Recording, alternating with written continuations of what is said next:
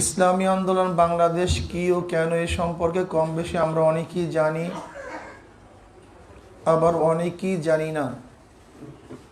যারা জানি তাদের উচিত যারা জানি না তাদেরকে জানানো, আর যারা জানি না তাদের উচিত জানা, শিখা।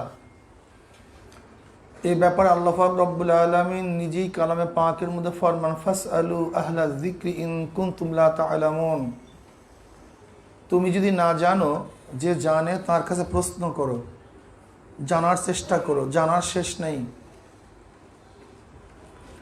ইসলামী আন্দোলন বাংলাদেশের সূচনাই হয়েছে ঐক্যের ভিত্তিতে। ইসলামী আন্দোলন বাংলাদেশ একটা ঐক্যভিত্তিক দল, সংগঠন, ঐক্য প্রয়াসী। তারা সবাই ঐক্যতা চায়, কিন্তু অনেকেই ইসলামী আন্দোলন বাংলাদেশকে ঐক্য প্রয়াসী মনে করেন না, বরং তারা মনে করে ইসলামী আন্দোলন বাংলাদেশই ঐক্যের জন্য বাধা। আমি ওই সমস্ত দোস্তাদেরকে বলবো, আসলে ঐক্যের ভিত্তিটা কি হবে এটাকে নির্ধারণ করা উচিত। ঐক্যের মূল নীতিটা কি হবে? কি ক্ষমতা বন্টন নিয়ে ঐক্য, পদ বন্টন নিয়ে ঐক্য, না কোনো নীতি ও আদর্শের ভিত্তিতে ঐক্য হবে? যদি ঐক্যের মূল নীতি আমরা নির্ধারণ করতে পারি, তাহলে ইসলামী আন্দোলন বাংলাদেশের কনসেপ্টটা আমাদের সামনে স্পষ্ট হয়ে যাবে। ইসলামী আন্দোলন বাংলাদেশ কি চায়, কেন তারা সবার সাথে ঐক্য করতে পারে না, কেন তারা সবার সাথে মিলতে পারে না, কেন তারা সবার সাথে জোট করতে পারে না। এই প্রশ্নগুলির জবাব চলে আসবে যদি ঐক্যের মূল নীতি আমরা বুঝতে পারি। ইসলামী আন্দোলন বাংলাদেশ ক্ষমতা ভিত্তিক ঐক্যকে বিশ্বাস করে না। তারা কি মনে করে, কেউ ক্ষমতায় গেলেই দেশ কল্যাণমুখী হয়ে যাবে। ব্যাপারটা এরকম না। আমরা অনেকেই বাংলাদেশের ক্ষমতার মসনদে দেখেছি, কিন্তু সাথে সাথে বাংলাদেশের মানুষ বাঁচার জন্য, শান্তির জন্য আবার মাঠের মধ্যে আন্দোলন করতেও দেখেছি। রক্ত দিয়েছে, জীবন দিয়েছে। আজকেও হাজারো মানুষ তারা জেলখানা আবদ্ধ অবস্থায় আছে। তাই ক্ষমতা ভিত্তিক ঐক্যে মানুষকে কল্যাণ দিতে পারে না, নাজাত দিতে, মুক্তি দিতে পারে না। ক্ষমতা ভাগাভাগির ঐক্য। আপনি কিছুদিন মন্ত্রী হবেন, আমি কিছুদিন মন্ত্রী হব। আপনি কিছুদিন সভাপতি হবেন, আমি কিছুদিন জয়েন্ট সেক্রেটারি হব, সেক্রেটারি জেনারেল হব। এইভাবে যদি নেতৃত্বের ঐক্য ভাগ করি তাও স্থায়ী না। আপনি কয়জনকে সভাপতি বানাবেন, কয়জনকে আপনি সেক্রেটারি জেনারেল বানাবেন? এতে সর্বসাধারণের লাভটা কি হবে, উপকারটাই বা কি হবে? এই সাধনার লাভটা কি, উদ্দেশ্যটা কি? তাহলে দেখা গেল আসলে নেতৃত্বের ভাগাভাগির ঐক্য ইসলামী আন্দোলন বাংলাদেশ পছন্দ করে না, এটাতে বিশ্বাসী না। ইসলামী আন্দোলন বাংলাদেশ তারা বিশ্বাস করে নীতি ও আদর্শের ঐক্য। নীতি ও আদর্শের ঐক্য। ইসলামী আন্দোলন বাংলাদেশ যেখানে নীতি ও আদর্শ পাবে, সেখানে তাদের নেতৃত্বকে জলাঞ্জলি দিয়েও তাদের সাথে তারা ঐক্য করবে। আমাদের মূলনীতি কি? আমাদের শায়খ মুর্শিদ নব্বরাল্লাহু মারকাদাহু আমাদেরকে যেই মূল নীতি দিয়ে গিয়েছেন, আল্লাহ পাকের শুকর, এক চুল পরিমাণও আমরা সেই নীতি এবং আদর্শ থেকে হটি নাই, আমাদের পদচ্যুতি ঘটে নাই। আব্বা কি বলছেন, শায়েখ কি বলছেন, যে দেখো আওয়ামী লীগের বাবারা, হে আমার বিএনপির বাবারা, আজকেও যদি তোমরা ইসলামী হুকুমাত কায়েম করো, আমি ফজলুল কিন্তু তোমাদের গোলাম হয়ে যাব। ক্লিয়ার কাট কথা। এই বক্তব্যগুলি দিয়ে স্পষ্ট দিয়েছেন যে আমরা আওয়ামী লীগের বিরোধী নই, আমরা বিএনপির বিরোধী নই, আমরা জাতীয় পার্টির বিরোধী নই। এমনকি তিনি কি বলেছেন, জামাতও যদি তাদের আজকে অবস্থান থেকে ফিরে আসে, কোন অবস্থান থেকে? হক্কানি উলামায়ে কেরাম তাদের উপরে কোরআন ও হাদিসের ভিত্তিতে যে প্রশ্নগুলি তুলছে, সেই সমস্ত প্রশ্নগুলির জবাব যদি তারা কার্যক্ষেত্রে দিতে পারে, লিখনিতে এবং বাস্তবে, যদি তাদের আকীদা এবং বিশ্বাস থেকে তারা সরে আসে, আহলে সুন্নাত ওয়াল জামাতের আকীদা তারা গ্রহণ করে, তাহলে জামাতের সাথে আমাদের শত্রুতা নেই। ক্লিয়ার কাট কথা। বিএনপির সাথে শত্রুতা নাই, জাতীয় পার্টির শত্রুতা নাই, আওয়ামী লীগের সাথে শত্রুতা নাই, কোন কমিউনিস্টের সাথে আমাদের শত্রুতা নাই। বরং যে আল্লাহর জমিনে আল্লাহর হুকুমত কায়েম করতে চায়, সে আমার সাথী, আমিও তার সাথী, সে আমার বন্ধু, আমিও তার বন্ধু। এছাড়া ক্ষমতার বন্টন, ক্ষমতার ভাগাভাগি, নেতৃত্বের ভাগাভাগি, এর ইসলামী আন্দোলন বাংলাদেশ কারোর সাথে ঐক্য করবে না। কাজে চিল্লা চিল্লি করে কোনো ফায়দা নেই। আমাদের কনসেপ্ট একেবারে ক্লিয়ার, একেবারে ক্লিয়ার কনসেপ্ট। যদি কেউ মনে করেন ইসলামী আন্দোলন বাংলাদেশ শুধু নিজেরা চলতে চায়, এটা ভুল। ইসলামী আন্দোলন বাংলাদেশ ইসলাম পন্থী থেকে নিয়ে চলতে চায়, কিন্তু ইসলাম পন্থীর নামে বিএনপি পন্থীদেরকে নিয়ে তারা চলতে পারে না। ইসলাম পন্থীর নামে আওয়ামী লীগ পন্থী থেকে তারা বিশ্বাস করে না। ইসলাম পন্থীর নামে জামাতকে শক্তিশালী করার কোনো শক্তিকে তারা পছন্দ করে না। এটা বুঝতে হবে।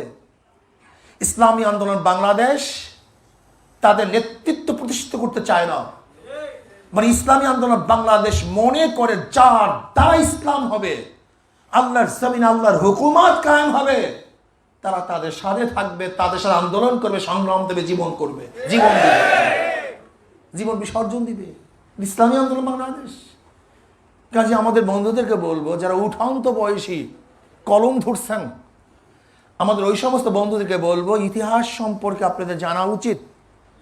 ইসলামী আন্দোলনের প্রতিষ্ঠা লগ্ন কি ছিল, এটার ভিত্তি কিভাবে হয়েছিল, এরা কোন আদর্শ লালন করে, কোন আদর্শ অনুযায়ী তারা চলতে চায়, এই সমস্ত বিষয়গুলো যদি আমরা না জানি, তাহলে আপনার সাথে আমার দ্বিমত থাকবেই, ঐক্যমত হবে না। ইসলামী আন্দোলন বাংলাদেশ স্টেজের ঐক্য চায় না, মঞ্চের ঐক্য চায় না।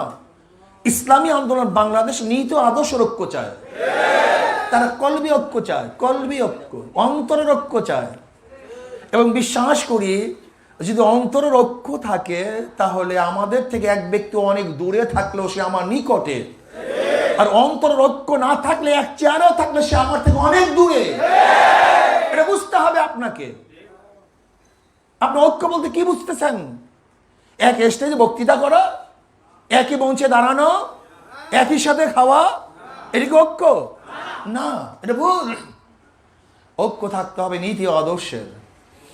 যদি নীতি ও আদর্শের ঐক্য করি, তাহলে প্রত্যেকের মঞ্চ আমার মঞ্চ, প্রত্যেকের প্ল্যাটফর্ম আমার প্ল্যাটফর্ম, প্রত্যেকের বক্তৃতা আমার বক্তৃতা, প্রত্যেকের চিন্তা আমার চিন্তা, প্রত্যেকের লেখনী আমার লেখনী। কিন্তু যদি মনের ঐক্য না থাকে, আদর্শের ঐক্য না থাকে, একই প্ল্যাটফর্মে আমরা আলোচনা করবো ঠিকই, কিন্তু কুলুবহুম শাত্তা, এখান থেকে উঠবো তো তাদের সাথেই তারা মারামারি করব। এর জন্যই তো দেখছেন আজকে ফখরুল ইসলাম সাহেব বিএনপি মহাসচিব, ব্যাস নেতৃত্বের কারণ তার ঘর আবদ্ধ করা হয়, অবরোধ করা হয়, ঢিলা মারা হয়। নেতৃত্বের ঐক্য না, এটা আদর্শের ঐক্য না, নেতৃত্বের ঐক্য। যতক্ষণ নেতৃত্ব আছে ততক্ষণ আমি তোমাকে মানব, নেতৃত্ব নাই আমি তোমার গায়ে ঢিল ছুড়ব। কি আজীব এক ঐক্য, কি আজীব এক ঐক্য। এই ইসলামী আন্দোলন বাংলাদেশ চায় না। ইসলামী আন্দোলন বাংলাদেশ অন্তরের ঐক্য চায়, আদর্শ নীতির ঐক্য চায়। এ তো রাজনৈতিক এক প্ল্যাটফর্মের ঐক্যর কথা বলছি। আর আমাদের মধ্যে কি ঐক্যতা চাই? ইসলামী আন্দোলনের যারা নেতা কর্মী থাকবেন, তাদের মধ্যেও নীতিমালার ঐক্যতা থাকা চাই। নীতিমালা কি বলছে, এখানে আমার কোনো দ্বিমত চলবে না। নীতিমালা অনুযায়ী আমাকে চলতে হবে, নেতার আনুগত্যতা আমার মধ্যে থাকতে হবে, আদর্শ লালন করতে হবে। একমাত্র আল্লাহর জমিনে আল্লাহর হুকুমত কায়েম করার জন্যই সাধনা করতেছি। দুনিয়া পাওয়ার জন্য, দুনিয়ার নেতৃত্ব অর্জন করার জন্য, দুনিয়ার ক্ষমতা অর্জন করার জন্য, অর্থ উপার্জন করার জন্য আমি আন্দোলন করি না। কাজে যেহেতু আল্লাহর রসুলকে সন্তুষ্ট করার জন্য আমি আন্দোলন করতেছি, আল্লাহর কসম, ওয়া ইন মাতা আলা ফিরাশি ফাহুয়া শাহিদ, যদি আল্লাহর রসুলের উদ্দেশ্যে আপনি কাজ করেন, যদি আপনার মধ্যে নিয়ত থাকে আমি শহীদ হতে চাই, নিয়ত থেকে শহীদ হতে চাই, আল্লাহ তুমি শহীদে মৃত্যু দান করো, যদি ওই ব্যক্তি তার বিছানায়ও মারা যায় তাহলে সে শহীদ হবে। কিন্তু তার নিয়ত যদি গড়বড় থাকে, যদি যুদ্ধের ময়দানেও মারা যায়, আল্লাহর কাছে কিছু পাবে না, কিচ্ছু না, কিচ্ছু না। কাজে আপনাদের নিয়তকে সহি করতে হবে, এখানে ঐক্যবদ্ধ হতে হবে, আমাদের নিয়ত সহি, নীতিমালা অনুযায়ী আমরা চলবো, সাংগঠনিক শৃঙ্খলা মেনে চলবো। নেতারা যে আদেশ করেন আমার বুঝে আসুক অথবা নাই আসুক, শরিয়া সম্মত পর্যন্ত আনুগত্য করবই করব, এখানে কোনো দ্বিমত করব না। আমি যেটা ভালো মনে করি এটা ভালো নয়, বরং সংগঠন যেটাকে ভালো মনে করে সেইটাই ভালো। আমি যেটাকে ভালো মনে করি এটা ভালো নয়, বরং আমার নেতা যেটা ভালো মনে করে সেইটাই ভালো হবে। কি বলা ঠিক না? হ্যাঁ, আমার চেয়েও যদি দুর্বল কোনো ব্যক্তিকে আমার উপরে নেতৃত্ব প্রদান করে আমাকে মানতে হবে। আমার চেয়ে অনেক দুর্বল, আমি তার চেয়ে অনেক সবল, শিক্ষার দিক থেকে সবল, সব দিক থেকে সবল, কিন্তু সংগঠন নির্ধারণ করছে এই ব্যক্তিকেই সেই আমার নেতা। এখানে ঐক্যতা থাকতে হবে, দ্বিমত পোষণ করা যাবে না, তার সব ভেঙ্গে চলে তছনছ হয়ে যাবে। এটা মনে রাখতে হবে আপনাকে। যদি একজন হাফসি গোলামকে আমার নেতা বানিয়ে দেওয়া হয় শরিয়ার সম্মতভাবে, সে আমার নেতা, এখানে কোনো দ্বিমত পোষণ করব না। যদি আপনার আপুসের মধ্যে ঐক্যতা রক্ষা করতে পারেন, ইসলামী আন্দোলনকে ধ্বংস করার ক্ষমতা কাউ থাকবে না, কোনো শক্তি এটাকে ধ্বংস করতে পারবে না, এটা বাড়তেই থাকবে। আপনার চিন্তার উপর, আপনার মতের উপরে সংগঠনের মতকে প্রাধান্য দিতে হবে, আপনার চিন্তা, আপনার ভাবনার উপরে নেতার নেতৃত্বকে গ্রহণ করতে হবে। আপনাকে ভাবতে হবে আমি জ্ঞানী নয়, সংগঠন জ্ঞানী, আমার মত নয় সংগঠনের মত, আমি বুদ্ধিমান না সংগঠন বুদ্ধিমান। কাজে সংগঠন যা বলবে সেইটি আমার মত, সেইটি আমার পথ, সেইটি আমার আদর্শ, সেইটি আমার নীতি।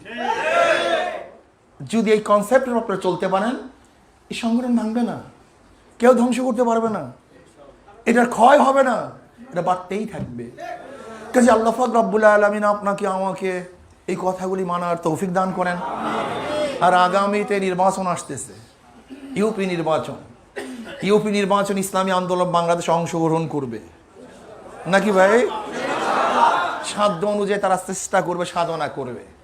বলতে পারেন হুজুর নির্বাচনের অবস্থা খুবই খারাপ। হ্যাঁ, খারাপ ঠিকই আছে, কিন্তু নির্বাচনের আগ দিন পর্যন্ত তো মাঠ তো আমাদের থাকবে। হ্যাঁ, নির্বাচনের আগের দিন পর্যন্ত মাঠ তো আমাদের থাকবে। সমস্যা কি? দাওয়াত চলতে থাকবে, ঘরে ঘরে হাত পাকার বাতাস লাগাতে হবে, ইসলামের আদর্শ সব জায়গায় ছড়িয়ে দিতে হবে, সবাইকে ভাবতে হবে ইসলামের বাহিরে কোনো শান্তি থাকতে পারে না, ইসলামের বাহিরে কোনো আদর্শ চলতে দেওয়া হবে না ইনশাআল্লাহ। জেনা ধর্ষণ মুক্তর জন্য ইসলামী আদর্শই যথেষ্ট, অন্য কোনো আদর্শ জেনা এবং ধর্ষণকে মুক্ত করতে পারে না। চুরি, ডাকাতি, বদমাশি, ঘুষ এগুলি বন্ধ করার জন্য একমাত্র প্ল্যাটফর্ম ইসলামী আন্দোলন বাংলাদেশ, ইসলামী আদর্শ। কি হলো ঠিক না? কাজী নির্বাচনের আগের দিন পর্যন্ত মাঠ আমাদেরই, কে নিবে? কাজী হাত পাখার সেই শান্তির বাতার যেন সমস্ত ঘরে ঘরে পৌঁছাতে পারি, সেই চেষ্টা সাধনা আপনাকে আমাকে করতে হবে, ঠিক না? আল জিহাদু হুয়া দুআউ ইলা দীনিল হক ওয়াল কিতালু মান লাম ইয়াকবালহু। জিহাদ শব্দের অর্থ তো মানুষকে দাওয়াত দেওয়া, যে গ্রহণ করবে না তার বিরুদ্ধে লড়াই করে, ঠিক না? কাজেই আমরা তো দাওয়াত দেব, দাওয়াত। কাজী নির্বাচনকে কেন্দ্র করে যত বেশি দাওয়াত দেয়া যায়, অন্য কোনো সময় এত দাওয়াত দেয়া যায় না। কাজে নির্বাচনে অংশগ্রহণ করব, দাওয়াতি কাজ করব, সাধ্য অনুযায়ী চেষ্টা করব। আল্লাহ পাক রব্বুল আলামিন আমাকে এবং আমাদের সবাইকে এই আদর্শ লালন করে পালন করে আমাদের শেষ জীবন ত্যাগ করার তৌফিক দান করেন।